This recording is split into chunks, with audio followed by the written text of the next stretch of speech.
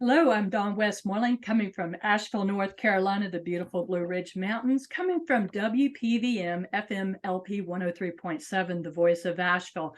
My show is called The Empowered Whistleblower, and it's all about blowing the whistle on how to have a better work environment. So many times when people hear work environment, they're thinking of companies, but we also have entrepreneurs out there. I'm so delighted today. I have Dr. Kenneth Trump. He is the president of the National School Safety and Security Services. And we're going to talk about safety in the schools and the culture in the schools today. My show airs every Tuesday at 9 a.m. Eastern Standard Time Zone, but if you're in Seattle, Washington, you may catch it at a different time. It is syndicated. So welcome, and you want to be called Ken today, correct? Ken is fine. It's good to be with you, Don. It is good. What's the culture of our schools today? Are they safe? Well, it's certainly different from when I started in school safety. I've been in the field for more than 3 decades and have seen a huge transition. If you start back in the day when I first got into school safety, which actually was as a student in Cleveland, Ohio City school system, they were under a federal court-ordered crosstown busing desegregation. It created by court order a division of safety and security in the school that intrigued me as a student. I used to hang out in the security office in the high school, type the reports for them, get paid under the table a little bit, write the reports, dodge study hall, and periodically have a pizza on Friday and with there. And it just intrigued me to get into this field. And I remember that in the early days, if you had a police car parked in front of your building, you were perceived by the public to be a poor administrator. There's something wrong. The police are always there. Today, parents are looking to have a police car and are angry if there isn't one at their schools, or demanding increased safety. So the culture has changed dramatically over the 3+ decades that I've been in the field. The key thing is we want people to be aware and prepared, but not scared. The vast majority of schools are safe, and in many cases, the safest place for kids to come, safer oftentimes than in the broader community, and sometimes even in their own homes.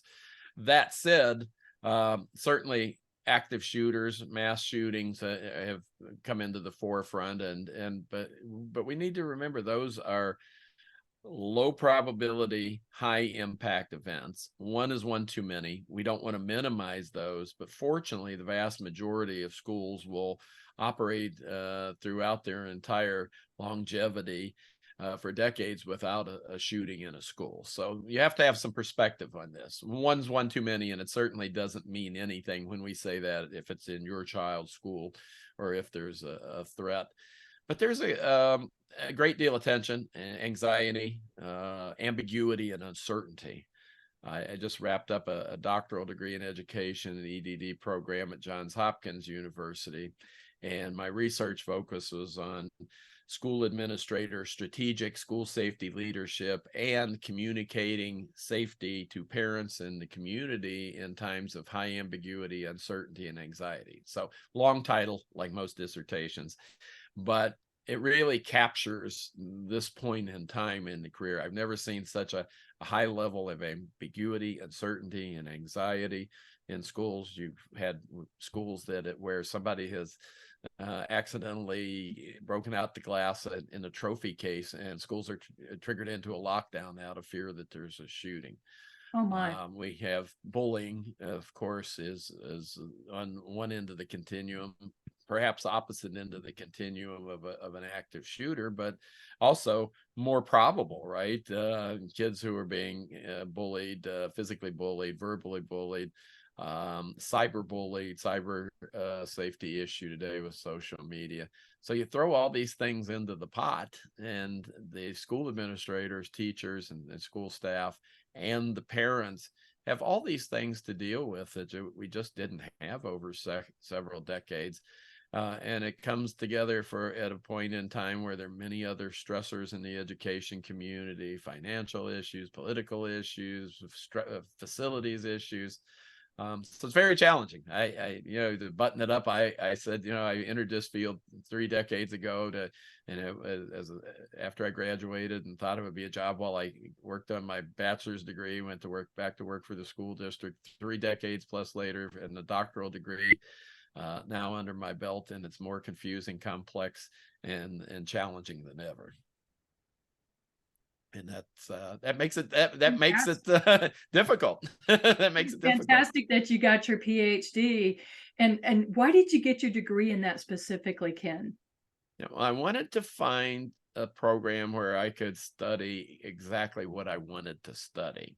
And most doctoral programs, the EDD, PhD, are focused on, in education, are focused on superintendents and principals, people who are aspiring to lead the academic side of the house.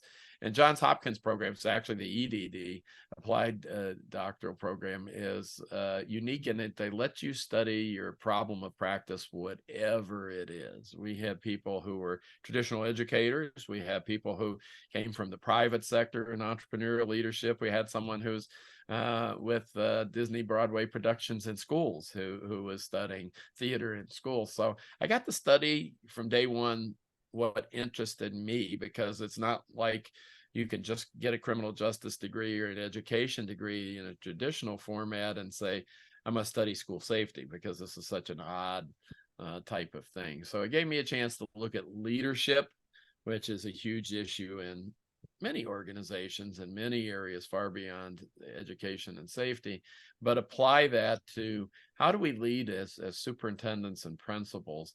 Because I'll argue that that while we can throw all the money at school safety and all the shiny objects, the bells, the whistles, the cameras, the metal detectors, the AI weapons detection, and whatever the gadget is that's out on the market today that people are trying to sell to schools, that it really comes down to leadership and people. The first and best line of defense is a well-trained, highly alert staff and student body.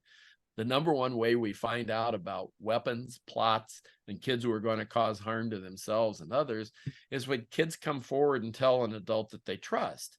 There was an incident just recently where in a school that had metal detectors, where a loaded gun still was found in the school. It wasn't found, obviously, by the metal detectors. We don't know how it got in at this point in time, but it was discovered when a kid came forward and told an adult that they trust, even with the metal detectors in place. So school safety is about people. Violence prevention is about people. It's about relationships, and it's about three areas that I believe we need to focus on now, Don, is number one, situational awareness, mindfulness, being fully present in schools when you're supervising kids at arrival and dismissal and lunch periods and in the hallways, being fully present. Second part is recognizing abnormalities and patterns. Educators are great at that. There was a strange car outside, or this didn't look right at drop off and pick up, or a kid got off the bus and there was an issue, or these kids were grouping up together in the cafeteria, or I walked past a person in the hallway and they just didn't belong. They're great at abnormalities and patterns, recognizing the unusual. But where we get stuck is the third part, which is cognitive decision making under stress.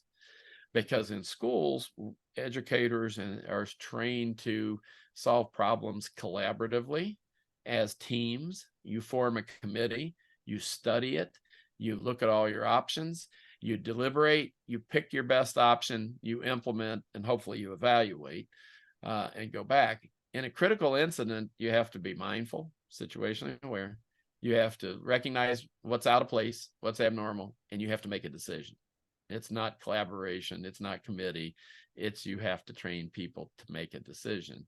And that's hard for a different way of thinking for teachers who are used to saying, this is above my level. I'm kicking it up to the dean or the assistant principal or the principal, and to make that call on their own, because it's just a different way of training. So we're at a pivotal point, I think, Don, and it's we're making these hundreds pages of crisis plans, emergency plans.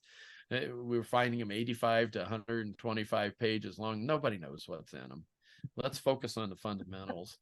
Let's not make people more alarmed and stressed because they can't memorize what's on line 7 on page 82 of the emergency plan for their school. And let's focus on those things, because the threats may change. Absolutely, Ken. Yes. And, I've been in the career field of HR for 31 years, so 3 decades for me. And one thing I know for sure, even though I don't work in a company, I'm an entrepreneur, is as a consultant, I see that there's more and more incivility in the workplaces. Now, today's schools, do you find that there's more incivility in the schools? And if so, why? Yeah, there is. I think number one, with if you're looking at the kid level of things, student level of things, it reflects our broader society. Kids mirror what they see. We see a lack of civility, as you indicated, in workplaces, out in society, and in the grocery store, and in our driving. We don't even have to get out of our cars. All we have to do is get in our cars and drive down the interstate, and we see incivility by the minute. My son said recently, pre-driving age, he says, well, I'm used to flying, in Fortnite, playing the video games. He says I should be, he says I'll be fine driving. And it's tongue in cheek. And the more I thought about it, I said, he's probably right, because in the video games, you're used to ducking and dodging and turning and it's braking real quickly. And that's kind of what our society is, right? Everybody's in a hurry, that lack of civility. So, and then it's fueled, I think, without a doubt, by social media. The digital world is amazing. I can run a business off of my smartphone in many ways, do things that I can't do, couldn't do 10 years ago, 20 years ago. But there's a dark side to it as well. It makes it harder to parent. It makes it harder to get into the weeds of everything that your kid's seeing, the negative influences there, and then the cyberbullying. But I also think that the whole civility with the adults is something to say. I mean, we've had more incidents than you can imagine, with irate parents bringing weapons to school, Oh my. parents bringing individuals to school to fight. There was an incident a while back where a mother, a parent, two adults brought a child to school to attack a kid. When they arrived, the assault occurred. The adults jumped in the fight that brought the kid and beat up the kid. The kid who was the assailant ran towards another kid at the door. They got in a shootout outside the school. This is unfolding a matter of seconds. Wow. An innocent kid nearby got shot, and then the person fled. So this is not the majority of people we deal with, but this is the climate that we're involved with. And I even have from time to time check people myself, just on professional courtesy. I'll do business with schools. They'll reach out to me, school leaders, directors, superintendents, central office administrators. They'll ask for proposals for security assessments, emergency planning, or training. And just you sense something and you don't get the courtesy back of received, or thank you, or we'll get back to you, or you don't hear anything. Mm-hmm. And you just wonder sometimes, where is the whole civility and politeness and respect for people in general? Because recognize that they're busy. I'm busy too. Yeah. I'm self, right? That doesn't make you any more important than I am. In my book, you may have the title in your district, but guess what? My title is president in my company. So now we've gotten past this, right? Let's just be civil. And so I kind of even see that in doing the business side of this. And that part is disheartening, especially when we're talking about adults. And the majority of people are good people, without a doubt. But you just see some of those times where you go, wait a minute, you're preaching respect to kids. How about a little bit of professional courtesy here, just on something you called me for? So yeah, without a doubt. And the reality is, there are many good people, especially in education. Educators wear their hearts on their sleeves. They love kids. We just have to be their guide and better support them to be strategic school safety leaders and communicators. With a lot of the changes in the schools, more incivility, unfortunately, the school shootings and such, is there a problem with teachers coming on board, being hired or even staying? It's a huge problem. If you look at schools as the workplace, which is an interesting angle to look at this, because we do often, typically and understandably, talk about the safety of children when we talk school safety. It's the first and primary conversation. And I think there's a tendency on the educator side of the house to, and school leaders in particular, they fear if they talk about safety of staff and teachers, support staff, or even themselves, that they're going to be perceived as being selfish somehow or not looking at kids.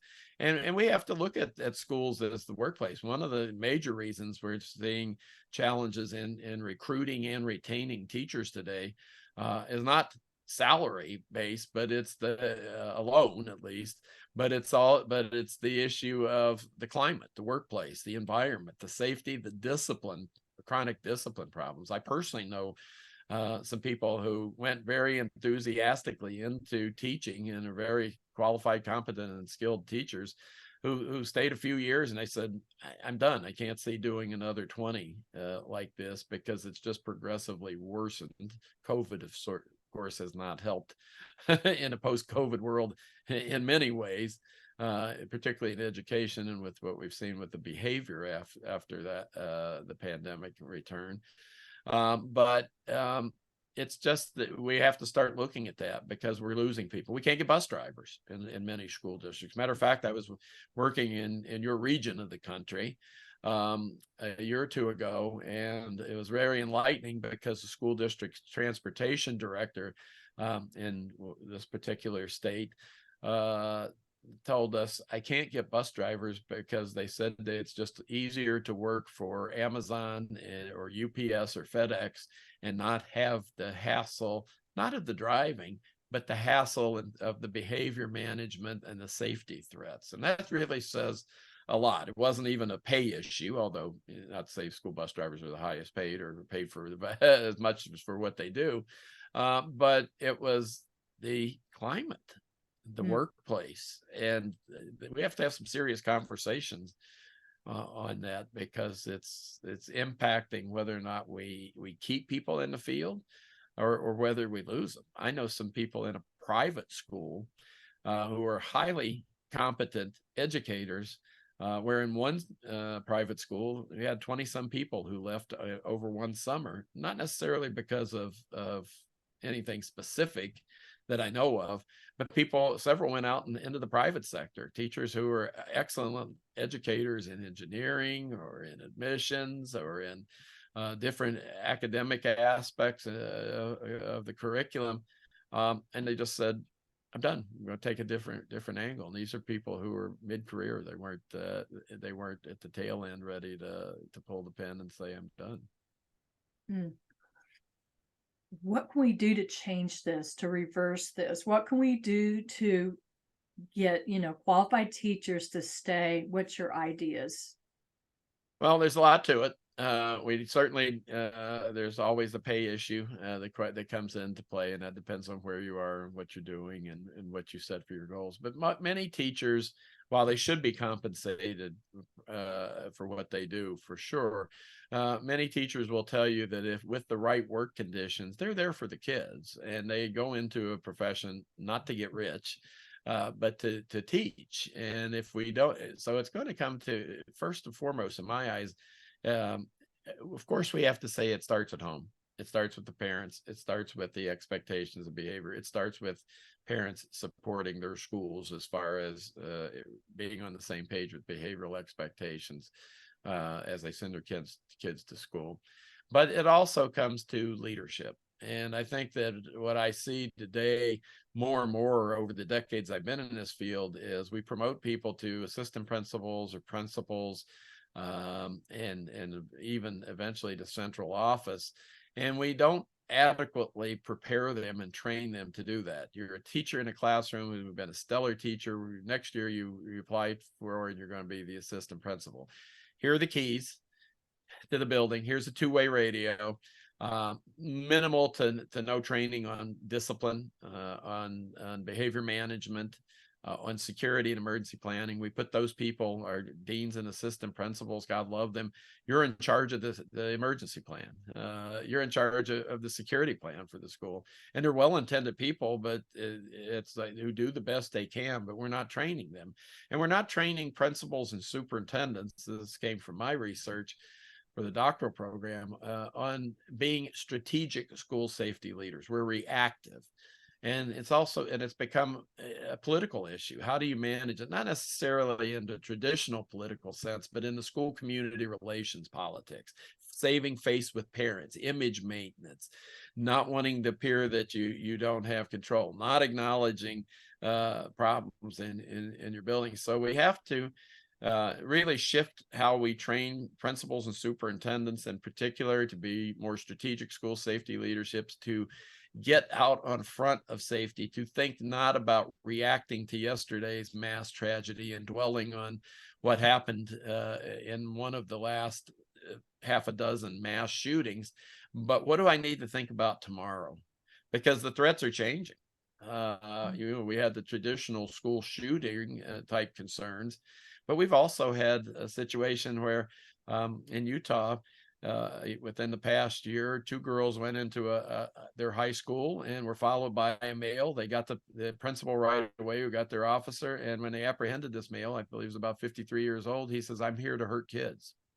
How do you plan for that? Oh boy. How do you plan for another person who was in another case that we saw recently, who was hearing voices and that told him he had to kill 50 kids to get another voice that was trapped in the stratosphere somewhere? Mm. How do we do that? Or you walk into a kid walks into the bathroom and somehow a man's in the bathroom of a middle school offering kids needles. Another incident that we heard. So those aren't things that you could script like we could perhaps 10 or 20 years ago and say, here's an emergency plan with 30 pages. Mm. Study this and you'll be prepared. You'll have 10 steps on what to do in these situations. Now the threats are all very unique, unpredictable, unscripted, what we call unknown unknowns. Mm. So we have to be much more strategic thinkers, and we have to train our people, and we're not doing that. We don't have the time. The only thing schools have less of than money is time. I've had one school superintendent who had heard me speak when he was an assistant superintendent many years ago, asked me after the Uvalde school shooting, would you come in and speak at my leadership retreat for principals, superintendents, and our central office administrators? And I said, certainly. And he said, how much time do you need? And I said, well, I'd love to have a day, but realistically, I know I might get a half a day. And in the back of my mind, I'm going, I'm hoping for 2 hours. And we talked and he says, I'll pay you for the full day, but you've got 40 minutes. Oh my. And I ended up negotiating. It was a Sunday. I was in a parking lot waiting for my daughter, who was at a high school play, and I sat there eating a steak sandwich, grilled cheese steak sandwich from a nearby place, talking to this person, superintendent, because he had some time on that Sunday. And I ended up getting an hour and a half. It was an excellent session, but it just illustrates, which I took a dive into in my academic research, that how do we train school administrators to be strategic school safety leaders and effective communicators and do it in an hour? Because that's basically the maximum amount of time I can get, whether it's a national conference agenda item at an education conference for superintendents, school boards, or principals, or whether I can get an hour working in a school district. And that doesn't fly. I mean, if you've got, the time, that's not professional learning. That's, in some cases, checking the box. We do the best that we can, but if we're going to preach education, right, we need to practice what we preach. And if we say school safety is a priority, if it's not reflected in your budget and, more importantly, in your allocation of time, then it's just rhetoric. Yeah. And Ken, we're getting down to our last 5 minutes of our interview. So for the listeners that are listening in, I'm sure they're like, I'd like to meet, Ken Trump. I'd like to get to know him better. Let's learn a little bit more about you. Are you doing training, consultation, speaking, selling books? Let us know a little bit more about you, please. Yeah, I one of the things I enjoy doing is I speak nationally at school safety conferences. There'll be about 5 with one organization I'm working with next year across the country. I have a book, Proactive School Security and Emergency Preparedness Planning. It's written a while back, pre-dissertation year, so there's due for an update, but that's available out by Corwin Press. And then Also available on LinkedIn for professionals who want to connect with me and continue the dialogue and conversation there, in addition to the website that we have, where people can find information and specifics on how to reach out and to get in touch with me as well. So it's there aren't a lot of Kenneth Trumps out in the world. Very searchable on Google, and Ken Trump in school safety, and you can find many different places to get in touch with me. And always enjoying a conversation to keep it going, and appreciate the chance to have that conversation with you, and for the focus as well on the workplace. You opened my mind a bit on how we need to dive into this in a little more detail. Yes. Now, you talked about earlier on in the interview, you talked about the parents get upset if they don't see a police car outside the building, the school. Can we talk about that quickly? Sure. I think that, most schools we don't have enough police officers, even if we said we're going to have one at every school. We can't keep police officers on our payroll in the community now because of staffing shortages like everywhere else. Typically see school resource officers, SROs at high schools and middle schools. What parents need to do is have some open conversations with their school administrators. Do you have crisis teams and safety teams? What type of training do you do? How can we help as parents? What type of security do they see? And most of all, what do their kids say? The number one source of good information about safety in your kid's school is your kid. Mm-hmm. And how do we know that the children feel safe in the schools? Safe from Kids will bullying, safe from outside, resources that would harm them. I mean, how do we know that the children feel psychologically safe? Yeah, unfortunately, as a parent myself, you learn you can't filter everything. If you try to out tech the kids, you just give them a good challenge to go around it. Certainly have some parameters on use, but it's a relationship that you have with your kid to make sure that when they feel uncomfortable, when there is an issue, when something sends off that internal alarm, they are comfortable in coming to you as a parent.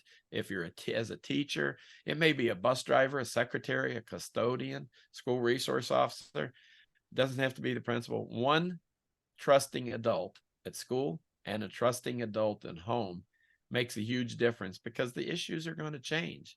Whether they have that sounding board and person they trust shouldn't. And I want to give a quick shout out as a child in elementary. I still remember, he's now deceased, but he was beloved. He was our janitor, and he was a very fatherly type. He was a black man, and he was called Mr. Monroe. And of course, we couldn't do this today. He always had a wet cigar in his mouth and a mop in his hand. I didn't know for many years later that he had served in the Korean War, but he was very protective. He always watched out for all the children. His eyes was everywhere. And, I didn't quite realize that till years later. So you were talking about everybody has a role in watching out for the kids and also for the adults in the schools. They do. And that's a very important point. It's not just the principal, the school officer, or a teacher or counselor. It is everybody. The first and last person to see a student during a day is a school bus driver in many cases. Our front office staff are right on the front lines dealing with parents, the community, whoever walks into the school. Our cafeteria staff, our maintenance, our custodial are the eyes and ears of the school. And they have to be included in school safety planning and training, and they have to be active parts of school safety teams and crisis teams, because they look at things very differently and have those wonderful insights that the principal may not see, that the officer may not see, but really make a critical difference day to day in school safety and particularly in a crisis. Yeah. Well, this interview has gone so quick. Dr. Kenneth Trump, thank you. Thank you so much. Thank you for caring about our youth, our children, helping keeping them safe, and the adults. To the listeners, we'll see you next time. Stay empowered.